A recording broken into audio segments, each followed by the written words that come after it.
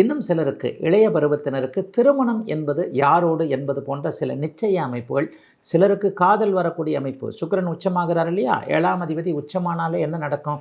இதுவரைக்கும் கடந்த காலத்தில் ஒரு லவ் பண்ணங்க, சரியா வரலங்க, அது பிரேக்கப் ஆகி போச்சுங்க, ஏன்டா லவ் பண்ணேன்னு ஆயிடுச்சுங்க. இந்த மாதிரியான சில சூழ்நிலைகளில் காதல் மீது கசப்புகள் இருந்தவர்கள் எல்லோருக்குமே இனிப்பான நல்ல செய்திகள் வரக்கூடிய அத்தனை நல்ல அமைப்புகளும், ஆண் பெண் உறவுகள் நன்றாக இருக்கக்கூடிய தன்மை, கணவன் மனைவி உறவுகள் நன்றாக இருக்கக்கூடிய அமைப்பு, பிரிந்து போக வேண்டும் என்கின்ற எண்ணத்தில் இருந்தவர்களுக்கு சேர்ந்து வாழலாம் என்கின்ற ஒரு தன்னம்பிக்கை, நல்ல மாற்றத்தை கொடுக்கக்கூடிய சிறப்பான மாதமாக இந்த மாதம் கண்டிப்பாக அமைங்க.